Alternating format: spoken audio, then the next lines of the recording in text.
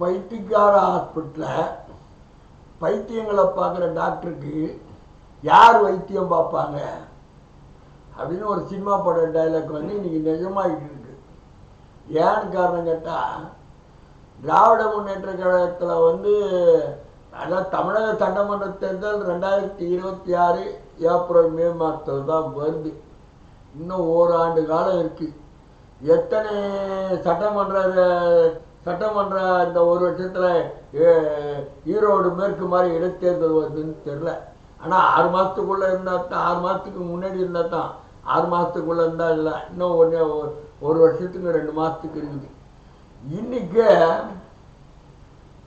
ஆயிரக்கணக்கான நூற்றுக்கணக்கான சோசியல் மீடியாக்கள்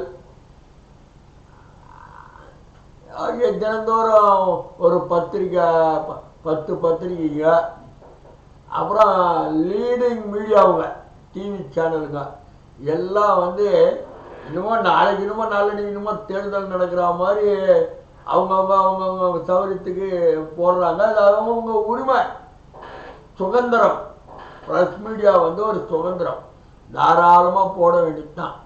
எப்படி இந்த ஒரு வருஷத்துக்கு இந்த யூடியூப் சேனல்காரங்கெல்லாம் ஒன்றுமே இல்லாமல் போக மாட்டாங்க. எல்லா தலைவர், எல்லா எம்எல்ஏ எல்லாம் அப்படின்னு போடலாம்.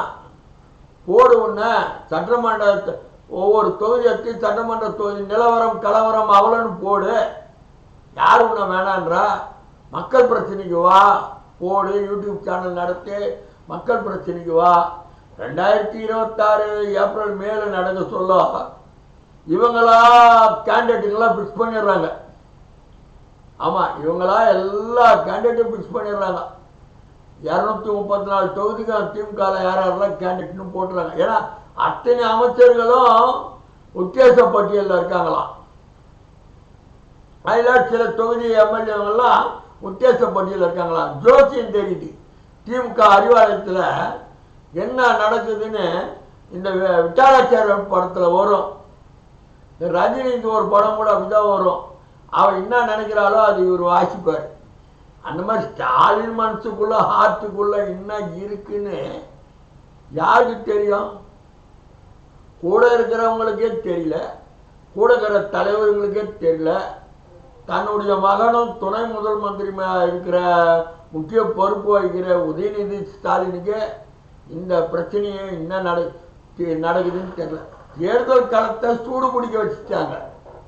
234 தொகுதிக்கும் கழக பணியாற்றி அந்த ஓட்டு லிஸ்ட்டு கொடுக்குறது, பூமி லிஸ்ட்டு கொடுக்குறது, யார் யார் இன்னெல்லாம் வேலை பார்க்கறதுன்றது திமுக மிஞ்சி யாராலையும் இருக்க முடியும். அவங்க எப்போ தேர்தலெல்லாம் தேர்தல் வேலையத்தான் ஆரம்பித்தாங்க. தேர்தல் உத்தேச வேட்பாளர் யாருன்னு தெரில. ஏதோ ஒரு சேனலில் பார்த்தேன். இன்னார்னு ஸ்லைடு போடுற மாதிரி போட்டுக்கிட்டே இருக்காங்க எல்லா மினிஸ்டரும். ஆமாம், அதில் அண்ணாநகர் அப்பனுக்கு பதிலாக கார்த்திக் மோகன் வராராம். ஓகே. இந்த மதுரை தொகுதி எம்எல்ஏ கணபதிக்கு பதிலாக யாரோ ஒரு லேடி பேர் கமலாசன் கட்சியிலேருந்து ஏதோ ஒரு கட்சியிலேருந்து இந்த கட்சிக்கு வந்தாங்க. அவங்க ஏற்கனவே இங்கே நின்றவங்க தான். பத்மா பிரியாவோ ஏதோ ஒரு லேடி, அவங்க தான் கேண்டிடேட்டாம். பைத்தியக்காரனுங்களா? மதுரை தொகுதி, அண்ணாநகர் தொகுதி, சென்னை மாநகர தொகுதி பூரா கோட்டை. இந்த கோட்டையில் புது ஆளுங்களுக்கு அறிமுகம் கிடையாது. புது ஆளுங்களுக்கு இந்த கோட்டையில் அறிமுகமே கிடையாது. புரியுதுங்களா? என்ன இருந்தாலும் யாருக்கு என்ன சீட்டு, என்ன தொகுதி, இன்னும் கூட்டணி சார்பாக மீட்டிங் நடந்து இந்த தொகுதி இன்னாருக்குன்னு சொல்லுவாங்க. அதுக்கப்புறம் தான் யாருன்னு தெரியும்.